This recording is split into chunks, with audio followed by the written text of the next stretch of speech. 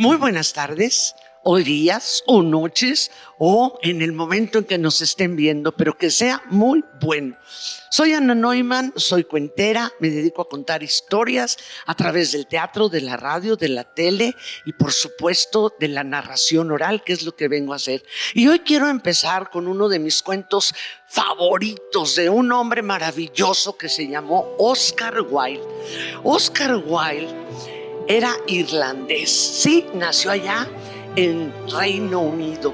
Estamos hablando de finales del siglo XIX y principios del siglo XX. Y este hombre escribió muchos cuentos, también poesía, también escribió ensayo, también escribió una novela muy famosa que se llama El retrato de Dorian Gray. Pero entre sus múltiples cosas, el teatro fue lo que más le apasionó y fue muy famoso por sus obras de teatro y por sus cuentos cortos. Uno de los más importantes es este que yo voy a compartir con ustedes, que se llama El gigante egoísta. Y les voy a platicar que el gigante egoísta era un gigante muy grande, como todos los gigantes, aunque hay algunos gigantes que no tienen necesidad de ser muy altos para ser gigantes de corazón. Este era muy grande de estatura y también de músculos y de todo, y por eso su castillo era más gigante que él, mucho más gigante para que él cupiera. Era un castillo precioso, como todos los castillos medievales de allá de la vieja Europa, y estaba muy contento ahí, sobre todo porque tenía un jardín. El jardín era lo más hermoso que había en ese lugar, porque además de ser un jardín también muy gigante, tenía de todo tipo de árboles, pero principalmente frutales. Tenía árboles de duraznos, tenía árboles de manzanas, tenía muchos nogales.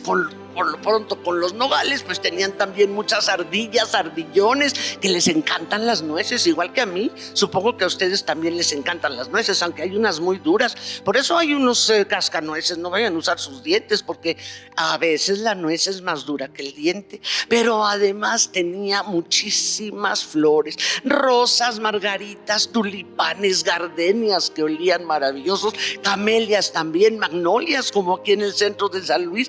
Así que el jardín era una delicia, los olores de las flores, de las frutas y por supuesto muchísimos pájaros que venían a picotear los duraznos, las manzanas, las peras, todas las frutas que se encontraban ahí. Y un consejo les doy: cuando vean que tiene una picadura de pájaro, es la más sabrosa, porque ellos van con el que está más madura. Y también había mariposas de miles de colores, y las mariposas llegaban y se posaban en las flores, y llegaban las abejas también y libaban la miel, y el gigante le encantaba pasar mucho tiempo ahí porque era hermoso. Pero un día estaba más o menos como nosotros, encerrado en su castillo, y se acordó que tenía un muy buen amigo, el ogro de Cornwalls, y dijo: voy a ir a ver a mi amigo el ogro. Hizo una maleta no muy grande, se le echó al hombro, cerró el castillo, cerró el jardín y se fue a Cornwalls a visitar a su amigo. Alrededor del jardín del gigante había una enorme barda, muy grande, y en ese pueblo donde él vivía no había parques donde tú puedas ir a jugar, ni había tampoco plazas como hay aquí, ni había sierras llenas de árboles o los que quedan como hay aquí. Entonces los niños, cuando acababan la escuela, se iban cerca del jardín del gigante, que no lo podían ver, pero como eran tan grandes los árboles, ellos podían ver por arriba de la barda todas las crestas de esos árboles maravillosos cargados de fruta. Y entonces salían de la escuela y se iban pateando una piedrita junto a la barda del gigante. Iban pateando la piedrita y pateando la piedrita, pero viendo a las ardillas y viendo cómo los pájaros se subían hasta arriba a picotear los más sabrosos frutos. Ay, solo suspiraban. Cómo les hubiera gustado poder estar adentro con los animales, con las flores, con los frutos, con las mariposas. El gigante platicó poco rato con el ogro porque era de pocas palabras, no sé por qué, no ha de haber sido cuentero. Entonces estuvo nada más algunos años con el ogro y un día decidió que ya se había aburrido de estar con él y que regresó. Iba regresando muy contento cuando vio, ¿qué fue lo que vio? Algo terrible para él. Se había caído una parte de la muralla que él tenía y había muchos niños adentro de su jardín. Y sí, es que todos los días iban los niños y pateaban las piedritas, pero ustedes saben que cuando llega el otoño después del verano y el verano después de la primavera y la primavera después del invierno, viene con unos aires, y no se diga el invierno en aquellas latitudes, con nieve, con granizo, con muchísima lluvia que tanta falta nos hace aquí, y pues todo eso desgastó la muralla porque no le daban mantenimiento. Y uno de los días que los niños iban pasando pateando sus piedritas, pues que van viendo que ahí había un hoyo. Les dio miedo porque ellos no sabían que el gigante no estaba, pero uno de los valientes de la pandilla se asomó y vio que no había nadie y les hizo la seña para que entraran. Y los niños entraron corriendo, pero todavía cautelosos, voltearon y no aparecía el gigante. ¿Qué fue lo que hicieron los niños? Pues empezaron a subir a los árboles, cortaron los duraznos, les dieron nueces a las ardillas, platicaron con los pájaros. Bueno, fueron felices por varias horas. Y al día siguiente regresaron, y el día siguiente regresaron, y así por varios años, hasta que ese día que el gigante regresó, pues los cachó justo adentro de su jardín. Y el gigante empezó a ponerse rojo. Aventó su maleta que llevaba cargando en el hombro y gritó de esta manera: ¡Largo de aquí! ¡Nadie puede estar en mi jardín! ¡Largo! Los niños oyeron esos gritos tan terribles y salieron corriendo, y el gigante se puso a construir una barda más alta y más gruesa para que ya no la pudiera destruir el viento del norte ni el granizo y nadie pudiera entrar.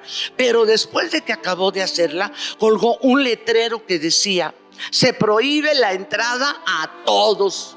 Por eso se llama así la historia. Era un gigante egoísta. Y el gigante estaba muy contento disfrutando él solo su jardín sin compartirlo con nadie.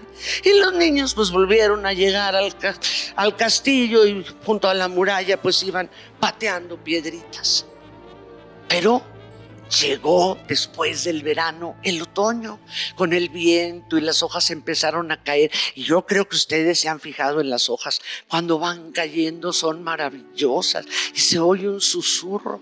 Y si tú las pisas, toda esa hojarasca también hace sonidos mágicos, y el colorido, que es amarillo, café, un poco anaranjado, ocre, es también un tipo de belleza. Claro, después del verano que estaba lleno de flores, de pájaros, de nuevos nidos y nuevos animales, pues también es un contraste. Pero también viene luego el invierno, y como les decía, en esos países el invierno llega muy fuerte, hay mucha nieve, agua se hace hielo, vienen unos granizos que hasta rompen los tejados, y no se diga el viento del norte. Pero el gigante, además de ser egoísta, era muy precavido también, diría yo. Y durante el verano él iba cosechando los duraznos, algo del huertito que también tenía, las manzanas, las peras, las nueces, que son deliciosas, y todo eso lo iba almacenando y haciendo en conserva. Es decir, para que se conservaran como deliciosos dulces en almíbar, hacía otros ates, hacía algunos panes, que todo eso se podía conservar por el mismo frío del invierno. Y también durante todo el año no cortaba ninguna rama, porque de todos modos era un gigante muy consciente de que la tala de árboles es tremenda. Pero con el mismo otoño se caían ramas y él recogía todo el ramaje seco que se iba cayendo y tenía su chimenea llena de leña, precisamente para el invierno. Y sí, llegó el invierno, el gigante ni se preocupó por nada. Empezó a comerse sus conservas, leía libros y por supuesto tenía su chimenea bien encendida con tanta maderita que fue juntando poco a poco. Y así estaba muy contento. Pero pasó tiempo, más tiempo, más tiempo, y el gigante no entendía por qué no había llegado la primavera. Ya era tiempo de que llegara la primavera. Lo malo del gigante es que no tenía calendario, pero a él se le había hecho ya que era grandísimo el tiempo del invierno y que la comida le empezaba a escasear y también la leña para el hogar.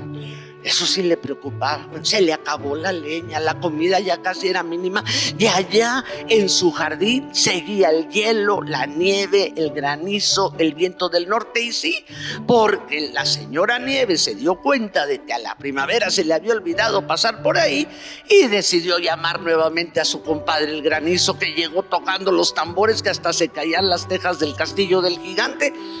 Y es que pasó algo muy importante. Cuando la primavera venía, feliz para derretir la nieve y ver cómo brotaban los nuevos brotes de todas las plantas, venía pintando todo de colores.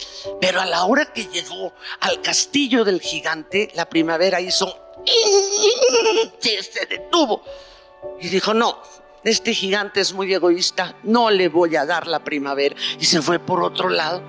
Pero eso no lo sabía el gigante, y tampoco el granizo y el viento del norte, pero estaban felices los cuatro compadres ahí dándose vuelo.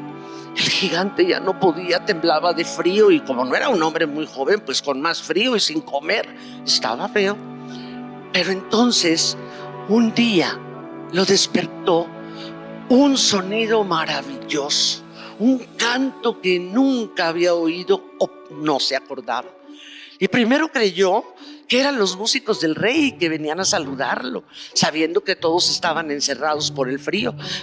Pero no, él se acercó al vidrio que estaba todo nublado e hizo así, limpió el vaho, se asomó, y ¿qué fue lo que vio?